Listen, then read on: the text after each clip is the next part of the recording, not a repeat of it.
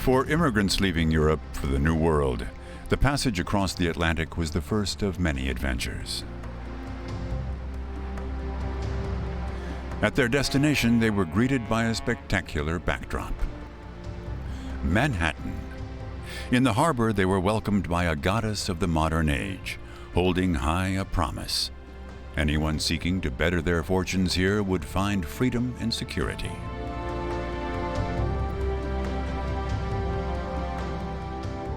This principle shapes the United States to this day. Freedom is paramount. It stands above everything, even justice. This idea continues to distinguish the United States from the democracies of the so-called Old World.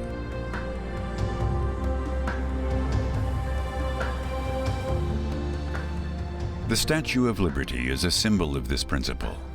A gift from France, it was shipped across the Atlantic in 1885.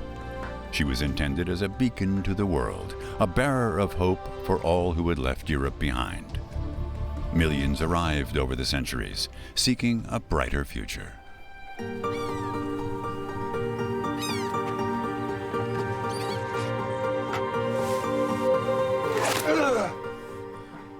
But freedom could not be taken for granted, and long applied only to whites of European descent. A series of wars were fought before important ideals began to be put into practice.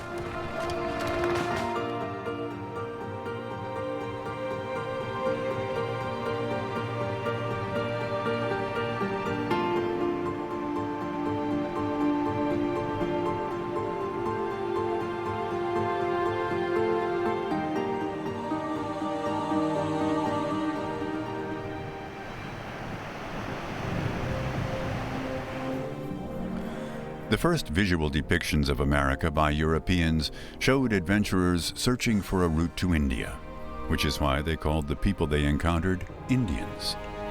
The Europeans were interested in money and power, and a crucial factor in that power was religion.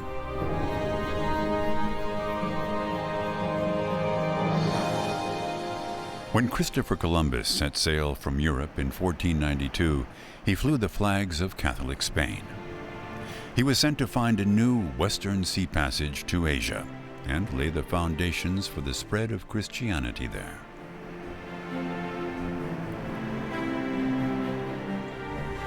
The Caribbean was a launching pad for later Spanish expeditions. With the help of new maps, the sailors searched for more territory to explore. They landed on a coastline they called Florida, derived from the Spanish name for a flower festival on Easter Sunday, Pascua Florida. Columbus went to his grave believing he had reached India. Ponce de Leon, who had accompanied Columbus on a previous voyage, knew otherwise. But Ponce de Leon thought Florida was an island. He claimed it for Spain, naming it La Colonia Florida. His ships were likely the first to sail the Gulf Stream, at the place in the Gulf of Mexico where its current is strongest. De Leon's crews were amazed at how the powerful current left their ships' rigging ragged and torn. The Gulf Stream transports more water than all the world's rivers combined. Its discovery was a boon to the Spanish treasure ships. Over the next 100 years, the current helped speed their journeys back across the Atlantic.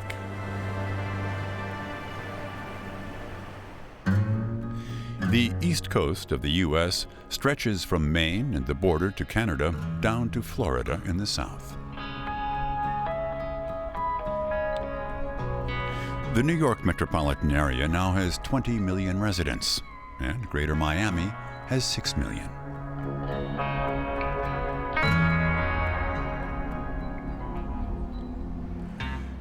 When the Spanish set foot in the New World, their language and religion served as their anchor. In a testament to this heritage, some 50 million people in the United States speak Spanish today.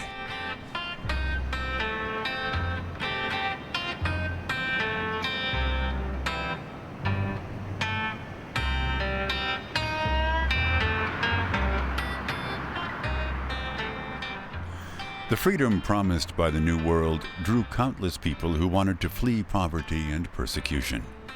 Over 5 centuries, they helped make the U.S. what it is today.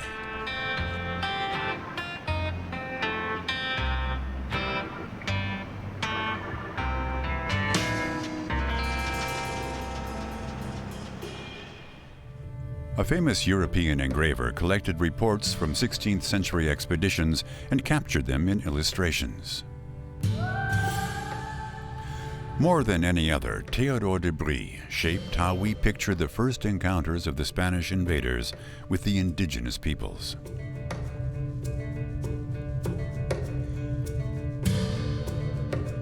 His depictions were not always true to life, but the embellishments are not always as apparent as in this illustration of Native Americans at work tilling the fields.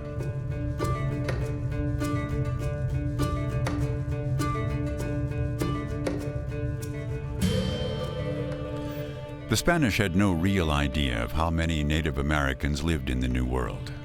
Historians today estimate that more than 1 million people lived in Florida alone before the invaders arrived. The indigenous Americans helped the Spanish navigate their way through the unfamiliar terrain. Why the foreigners were always intent on moving on and what they were looking for was a mystery at first. The Spanish explorers asked them for water and food, but that was not all they were after.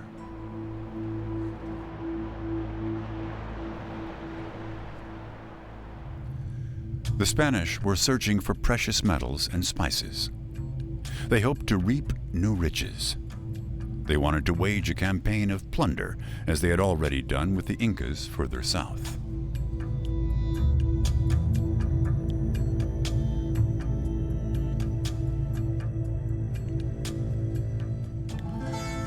But in Florida, the Spanish first had to contend with the difficult terrain. The many swamps, especially the Everglades, must have posed an immense challenge to them.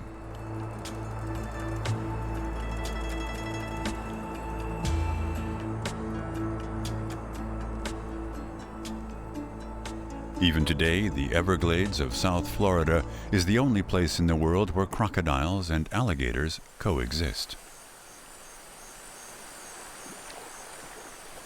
The Spanish struggled to cope with the natural environment, unlike the Native Americans, who had learned to thrive there over the centuries.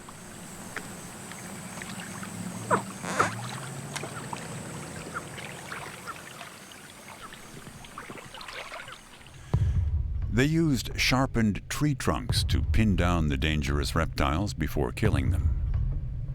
Théodore de Brie depicted this, too, but how he learned of such details in the 16th century is still a mystery.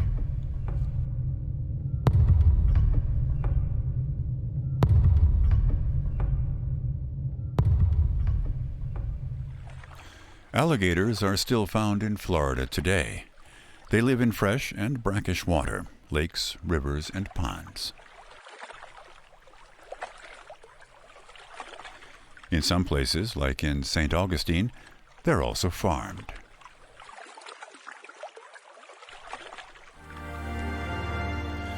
St. Augustine in northeastern Florida calls itself the oldest continuously occupied settlement established by the Europeans in the United States.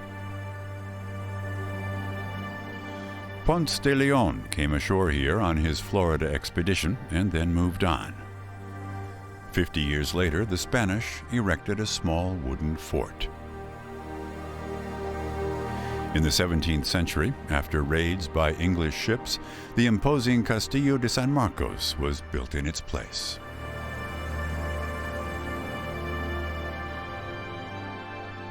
Pirates found refuge in the islands of the region. Many had started as ordinary smugglers. When they saw galleons loaded with gold and silver setting sail for Europe, the lure of a quick profit was too much to resist. The Caribbean gradually became a haven for murderers and thieves.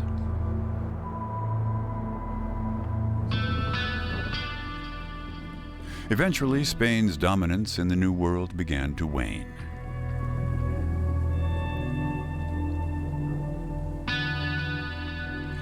In 1607, English settlers landed further up the east coast in what is now the state of Virginia. After entering Chesapeake Bay, 3 ships sailed up the James River. The passengers were supposed to build a fort for a new settlement, Jamestown. For people seeking a better life across the Atlantic, the Virginia Company of London offered free passage in return for work in the new colonies. After up to 7 years of indentured servitude, they were given the right to settle on land assigned to them by the company. The English founded a succession of colonies along the East Coast, all the way up to modern-day Boston. Jamestown eventually flourished. For the Virginia Company, it soon became a worthwhile investment.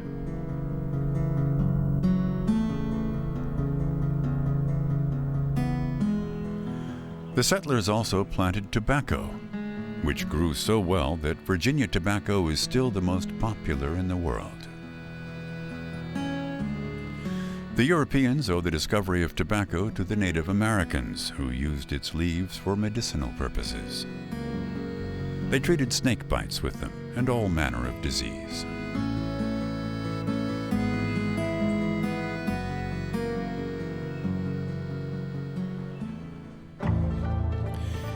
In 1620, the Mayflower set sail from England with a crew of 31 and 102 passengers on board.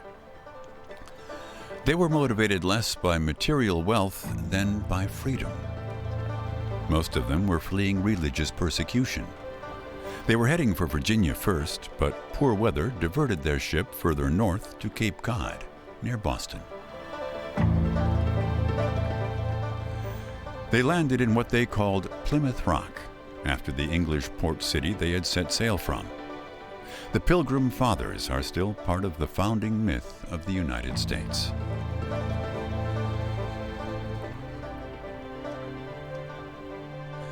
Within just a few years, they were joined by 20,000 more colonists who settled in the New England area near what is now Boston. They laid the foundations for a deeply religious society where their free churches flourished. The Pilgrim Fathers, as they were later known, called themselves the Saints after St. Paul. Back home in England, they had been marginalized for their strict adherence to the word of the New Testament, which is why they were called Puritans. They believed their congregation answered directly to God and needed no bishops. They were even opposed to celebrating Christmas because the holiday was never mentioned in the New Testament.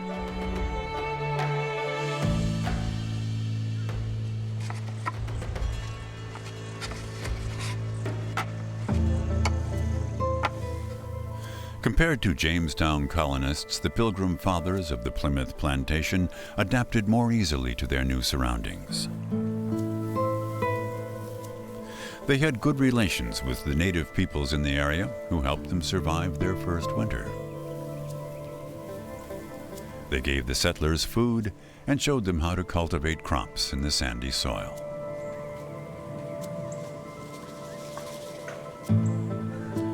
In thanks for the bountiful harvest, the settlers invited their native neighbors to a 3-day feast, an event that inspired the modern Thanksgiving holiday. Over the 17th century, the Netherlands became another rising commercial and naval power.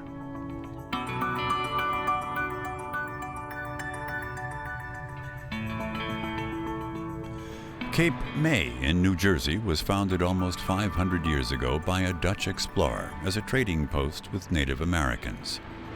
It is now the oldest seaside resort in the country. Each summer, 4,000 residents welcome more than 100,000 visitors.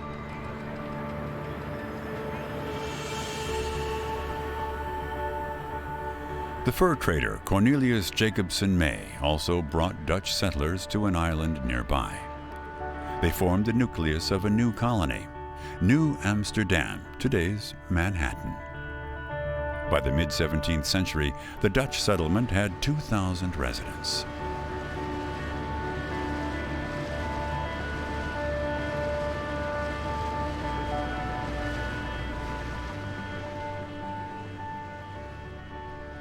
The British fought 3 naval wars against their Dutch rivals and dispatched a fleet to take control of the Dutch settlements in the New World. The Dutch lost their colonies to the British. The governor was forced to relinquish New Amsterdam, which the British renamed New York.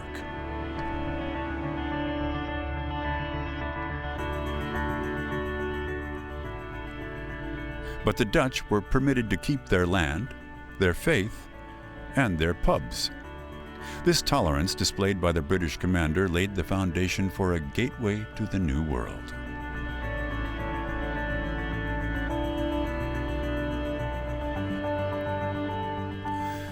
The British had founded colonies in the south and north of the East Coast.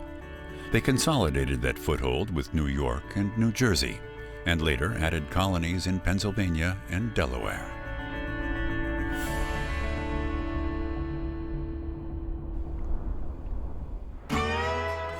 Their most successful colony was Virginia. Its prosperity spurred on other settlements in the South. As the farms increased their profits, they evolved into plantations.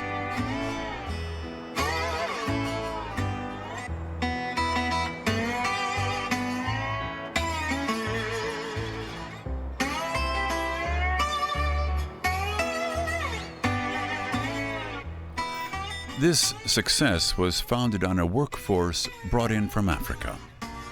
The captured slaves did the work that brought the landowners their wealth. The crops they grew included cotton, tobacco, and rice. English rule spread from Virginia to Maryland and North Carolina, South Carolina, and finally Georgia, the last and southernmost of the original 13 colonies established under British rule.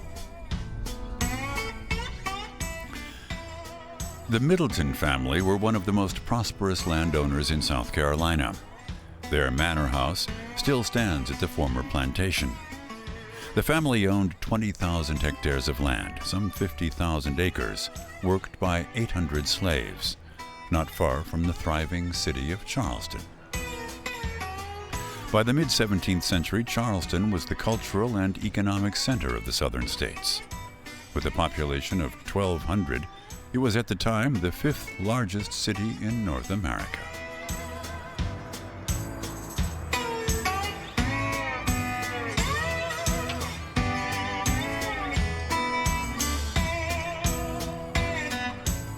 Its port became a hub of the slave trade in the British colonies. Half of the slaves captured in Africa and brought to North America landed in Charleston.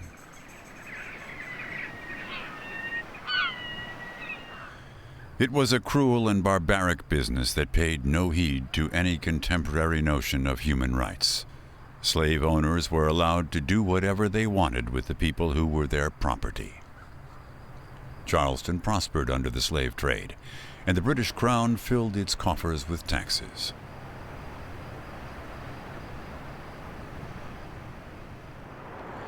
In the colonies, this bred resentment, and they began to turn against British control. The colonies were flourishing and did not want to follow orders, whether in their business dealings or their religious beliefs. From the north to the south, this was something they agreed on. Eventually, in Boston, tensions boiled over. When London issued new duties on basic commodities such as paper, leather, and tea, the colonies demanded no taxation without representation. Their protests were met with force. The conflict turned deadly when British soldiers shot and killed 5 people during protests in Boston. The king in London now offered to abolish all taxes except for the tax on tea. But it was too little, too late. The revolutionaries in Boston now openly challenged the government in London. Under cover of darkness and disguised as Native Americans, a group of them crept aboard British trading ships and threw 40 tons of tea into the harbor. The raid went down in history as the Boston Tea Party. London responded to the provocation by sending reinforcements. In 1775, British troops clashed with colonial militias for the first time.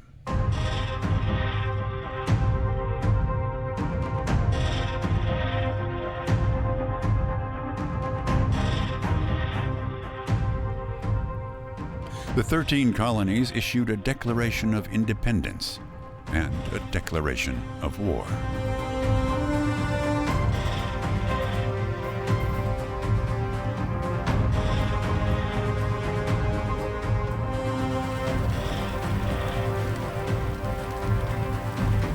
Thomas Jefferson penned key sections of the Declaration of Independence. He became one of the founding fathers of the United States. Along with Benjamin Franklin, Samuel Adams, and a tobacco farmer from Virginia called George Washington.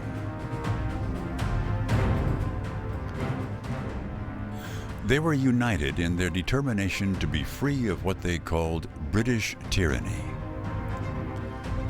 Their declaration also proclaimed that all men had a God-given right to life, liberty, and the pursuit of happiness.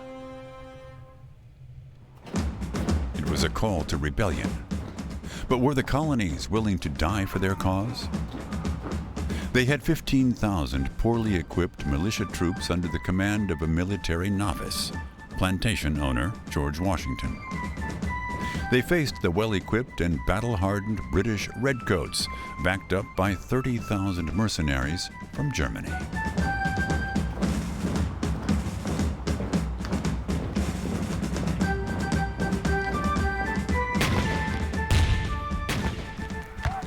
But George Washington had patriotic fervor and tactical skill on his side. He managed to avoid open battle against the enemy's superior forces. His militia was more accustomed to retreating than going on the offensive. But the British were unable to press their advantage. Then George Washington received military assistance from France. The tide turned. The decisive battle took place not far from Jamestown. The British surrendered, and London sued for peace. The United States had now come of age. Oh, say, can you see by the dawn's early light? The birth of the nation inspired Francis Scott Key to write a poem about the Stars-Spangled Banner. This later became the lyrics to the national anthem, which celebrated the United States as the land of the free and the home of the brave. But who was truly free in this new world? Women had less freedom. Native Americans and slaves of African descent had none at all.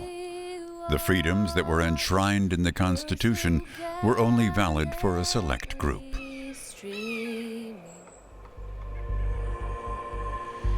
It soon became clear that rice grew well in the southern states.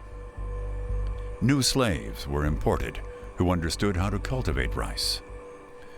This also proved a very profitable business. Thanks to enslaved rice farmers from West Africa, South Carolina and Georgia soon became known as the Rice Coast. But diseases like malaria and yellow fever also flourished in the subtropical climate. When temperatures rose in the spring, white farm owners often left for the north. Over the summer, the slaves were left in comparative peace. They developed their own African American culture and their own language, Gullah, which is still spoken today on the Sea Islands of South Carolina.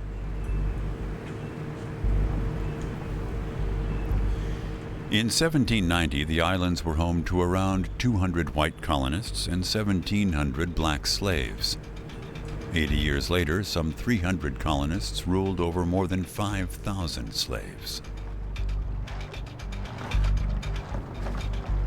As each decade passed, the flaws of the American Constitution became more apparent for those who were willing to see.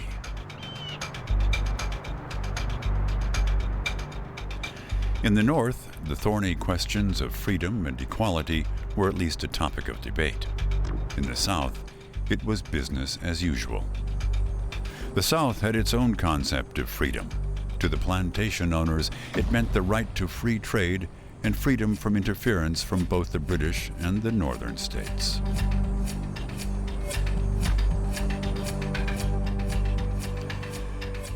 The Virginia Company of London was the first joint stock corporation to import slaves from Africa to Jamestown. The slaves replaced white indentured labor, who gained their freedom after completing their years of service that covered the cost of their journey from England.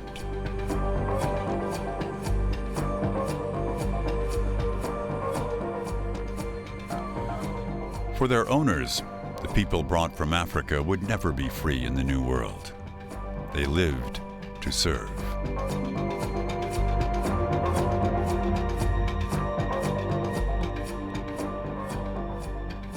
Slaves who attempted to escape faced brutal punishment. The United States of America, which thought of itself as the land of the free, was built on slavery.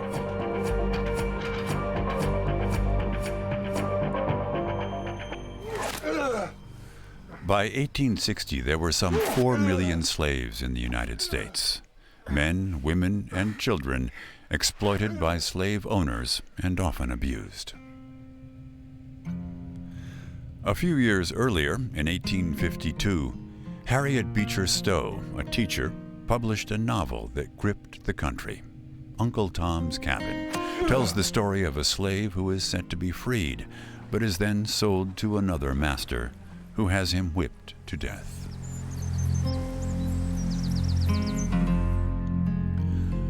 For Abraham Lincoln, born in Kentucky, and his new Republican Party, the book helped win support for the anti-slavery cause.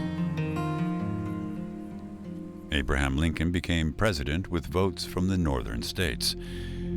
In the White House, he faced a challenge of historic proportions. After his election, South Carolina moved first. Soon, 11 slaveholding states seceded from the United States. The president decided to use the military to force the South back into the Union.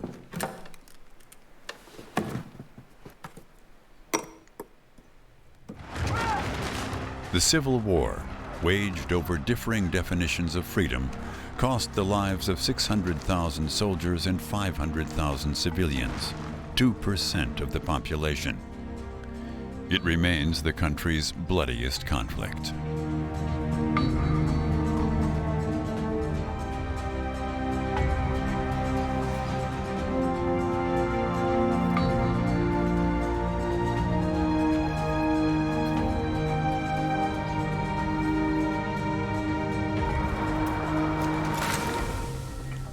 Half of those killed could not be identified.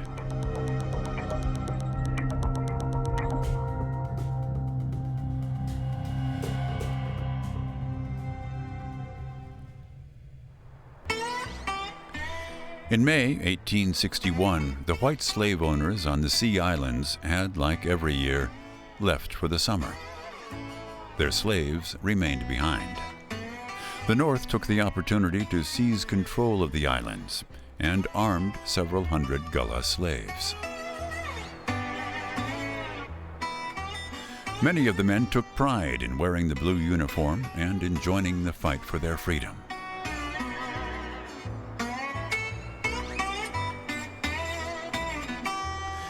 Union forces soon occupied the nearby city of Beaufort, thanks to the 1st South Carolina Volunteer Infantry Regiment.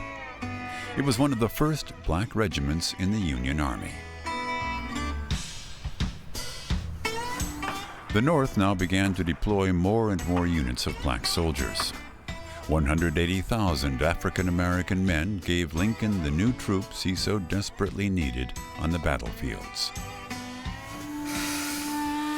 Another factor helped the industrialized North. Its railway network allowed troops and weapons to be transported quickly across the country. Many of the battlefields were located close to railway tracks and the towns that had sprung up near to them.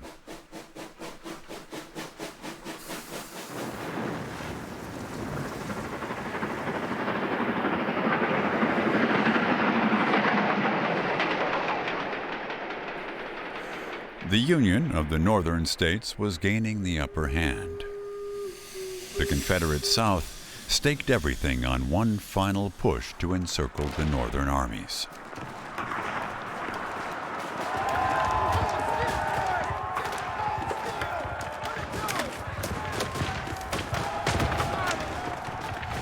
They were outmatched both in terms of resources and strategy. The Confederate Army lost their final great battle. Their only choice was to surrender. Abraham Lincoln had been re-elected the year before the end of the war. After the South capitulated, he urged reconciliation, calling on both sides to refrain from taking revenge. To do all which may achieve and cherish a just and a lasting peace among ourselves and with all nations. But the Civil War claimed one more life. 1 week after the end of the conflict, President Lincoln and his wife attended a performance at the Ford Theater in Washington. Maybe I don't know the manners of polite society, but I guess I know enough to turn you inside out, old gal. You psychologizing old man trap.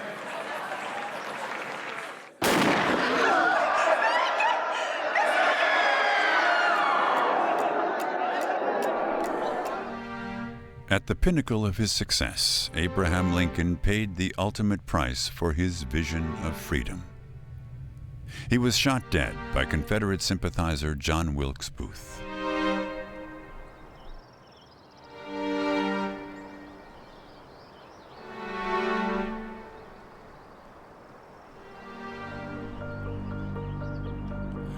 More than a century and a half later, wounds may have healed, but they have not been forgotten, and old resentments lurk under the surface. During the war, both sides prayed for God to grant them victory in a conflict fought over land, resources, and their different definitions of the right to life, liberty, and the pursuit of happiness. The rights enshrined in the preamble to the Declaration of Independence proved easier said than done.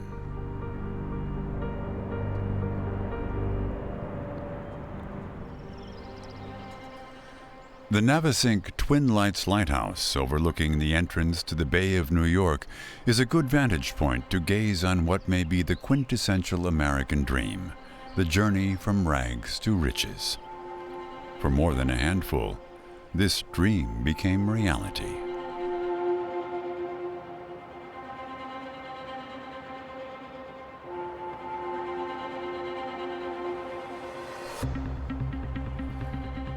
The city of New York had a claim to becoming the nation's capital, as it was for a year under George Washington, the country's first president. It is a melting pot of peoples and cultures.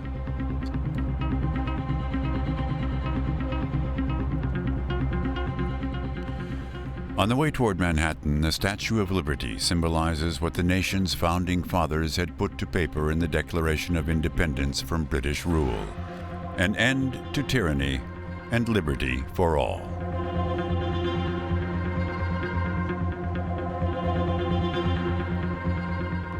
Across the Atlantic, people in France were fascinated by political developments in the United States, the years that followed independence and then the shock of Abraham Lincoln's assassination.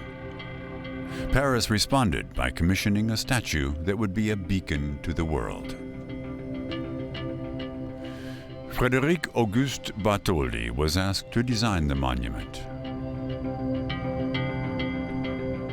The project almost foundered due to lack of funds. It took 5 years to secure financing for the first sections of the statue.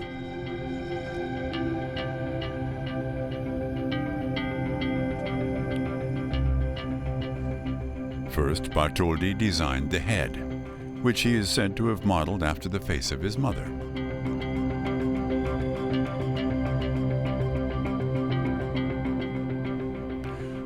Her left arm cradled a tablet inscribed with the date of the Declaration of Independence. The statue is scheduled to be completed in time for the Declaration's centennial, but the construction proved difficult, and the original delivery date could no longer be met.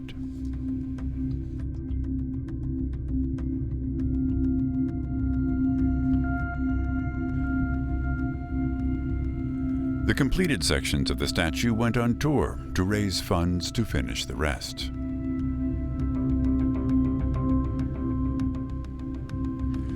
At the World Fair in Paris, Millions marveled at the statue's head, while in Philadelphia and New York, the right arm and torch were exhibited.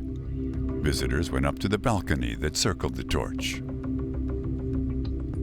The publicity worked. When the Statue of Liberty was assembled for the first time in France, wealthy Parisians eagerly paid for the privilege of climbing the scaffolding.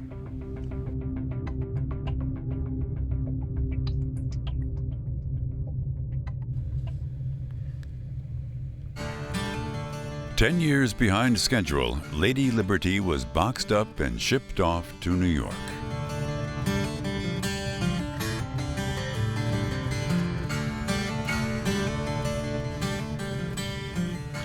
She initially served as a lighthouse, complete with an observation platform around the torch. Today, the balcony is closed to the public. But from the beginning, the gift by the French people served its intended purpose. The Statue of Liberty is a landmark for New Yorkers and a powerful symbol to the world.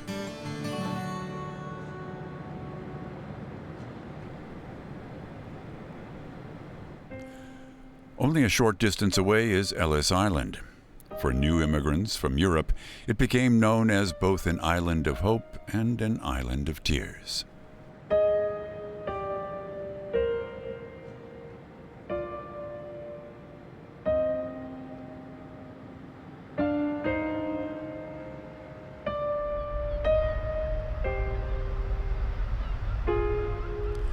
Europe was suffering from hunger and political and economic unrest. During the 19th century, 52 million people left the continent. In many cases, their home countries helped support the immigration of entire families to help alleviate poverty back home.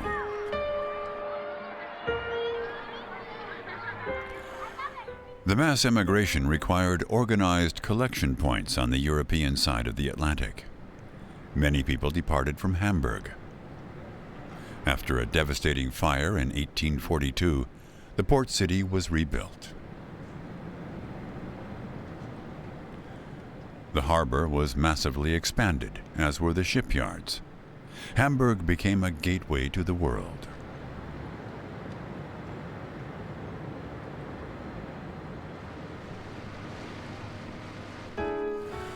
While sailing ships used to need 2 months to cross the Atlantic, by the late 19th century, modern steamships made the journey in just 2 weeks. A growing number of migrants were now arriving from Eastern Europe and the Balkans. The Hamburg-America shipping line built a camp for them on the outskirts of the city. Passengers had to endure a 14-day quarantine. This prevented the outbreak of diseases on board the ships, which could cause people to be turned back in New York. Passengers traveling first class had their belongings packed securely in trunks. Their tickets cost 4 times the price of a lowest class ticket. But this is where the ship operators made their profit. Passengers were crammed into bunks in rooms with no windows. Immigration became a huge moneymaker. Ships took passengers west and loaded up with cargo for the return journey east.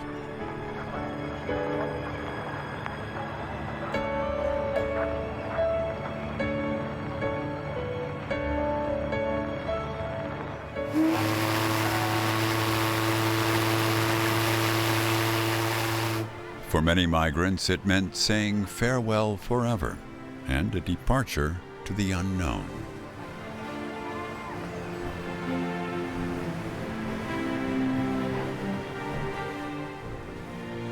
Thanks to growing competition among shipping lines, even third-class passengers soon had more amenities on their journey.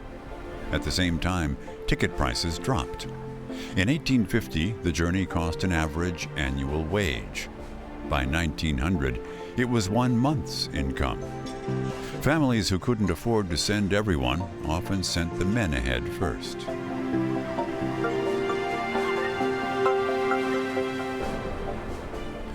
"Give me your tired, your poor, your huddled masses yearning to breathe free," wrote the poet Emma Lazarus in honor of the Statue of Liberty, which welcomed the ships bringing immigrants to New York.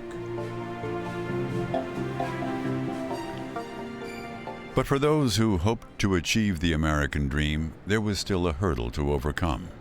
Ellis Island, island of hope and tears. Passengers of wealth or social standing were allowed to step off the boat and go straight to Manhattan. Passengers in third class were made to submit to a rigorous screening process. The initial interview took only a few minutes. The medical exam was an ordeal. This was what decided who would have a chance at the American dream.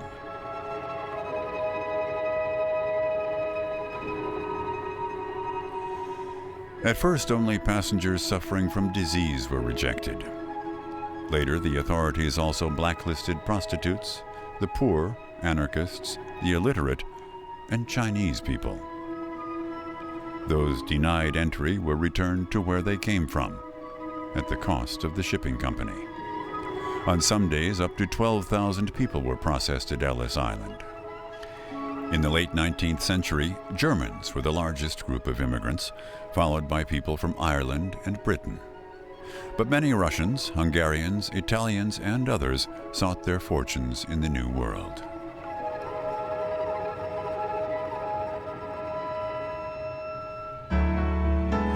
For passengers traveling in first or second class who went straight to Manhattan, the American dream was not such a reach.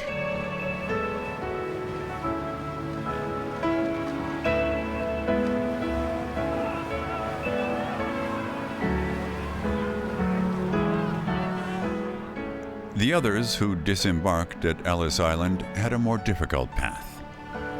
But still, some rose to a life of prosperity in their new home.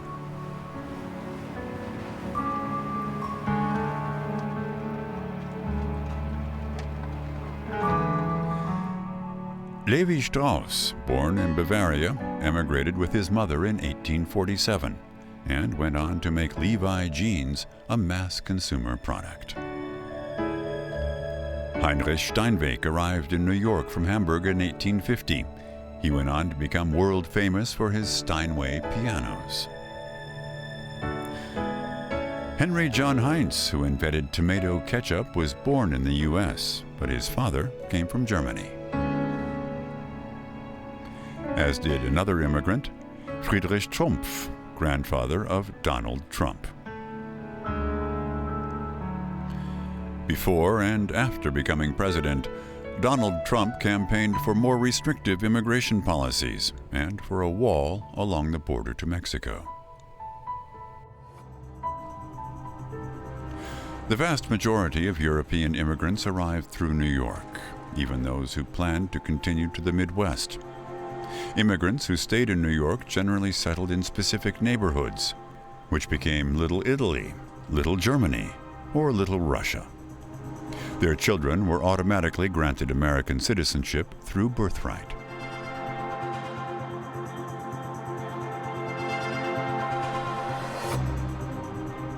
New York had become a modern-day Babel, and not just because of the many languages spoken there. As the decades passed, the city's new buildings towered higher and higher, trying to outdo each other and outdo other cities. The first high-rise was built in 1885. It had 10 stories. In 1889, the first skyscraper with a steel skeleton structure was built. A decade later, the tallest building soared 100 meters. 10 years after that, doubled that height. In 1931, the now legendary Empire State Building topped out at 381 meters. It held the world record for more than 40 years until the limitations of steel-framed buildings were overcome.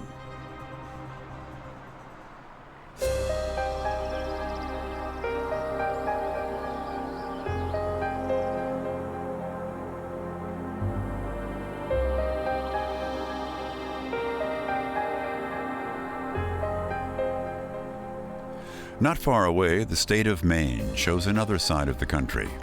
Endless expanses instead of crowded cities.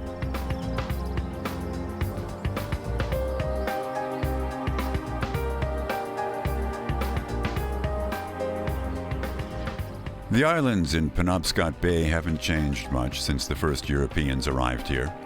Some of the tiny islands have just one house, or none. Isle au Haut has a population of just 70. It was given its name in 1604 by the French colonist Samuel de Champlain, who also founded the province of Quebec in Canada, the cornerstone of New France.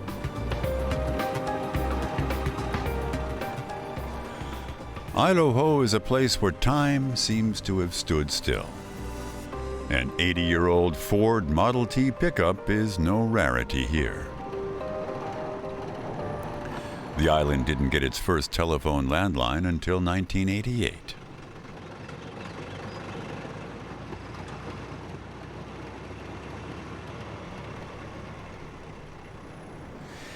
In 1603, Samuel de Champlain founded the first of a string of settlements for France in North America. The first was on an uninhabited island. Later ones followed along the St. Lawrence River. Samuel de Champlain came into contact with Native Americans who thrived in the forests that were rich in game. They were willing to go into trade with the French. With their help, the French founded Acadia, a colony whose name is still recalled by the Acadia National Park. But in the 18th century, the 7 Years' War and the War of Austrian Succession brought European conflicts to the New World. England and France competed over land and over wood. Timber from Maine was a valuable commodity.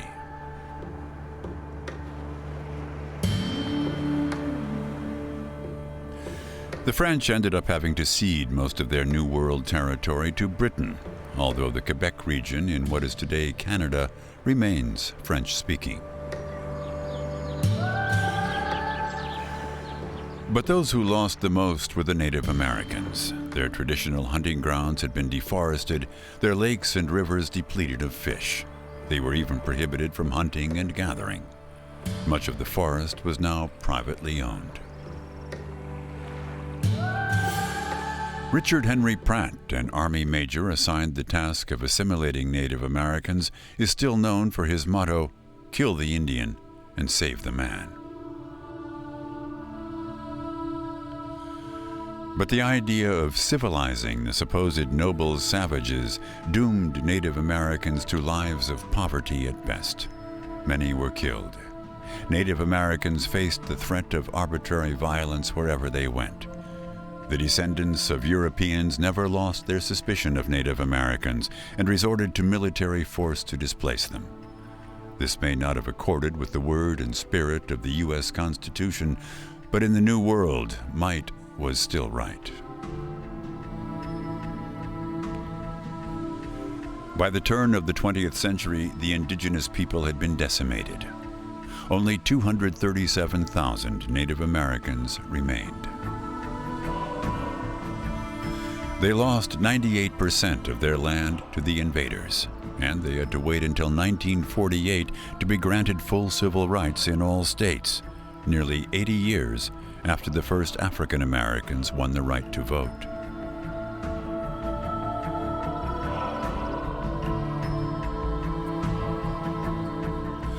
"500 years of colonization and displacement for some, for others, 500 years of the American dream."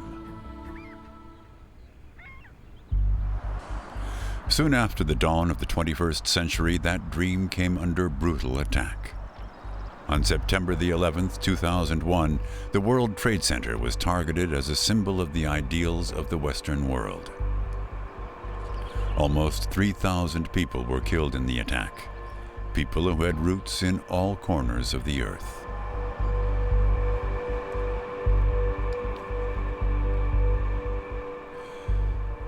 But the open society whose foundations had been laid by the courage of the pioneers refused to be intimidated. The new Freedom Tower, adjacent to the former site of the World Trade Center, is a testament to that determination. Today, it fills the gap in the New York skyline.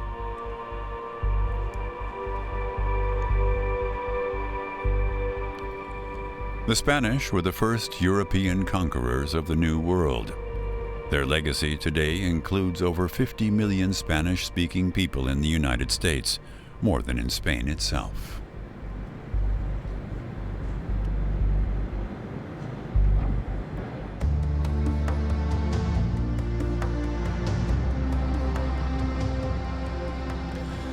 But the pillar of the American dream was and remains liberty. The belief that people could come from around the world and achieve their dreams. Or, as one son of Italian immigrants sang, "If I can make it there, I'll make it anywhere."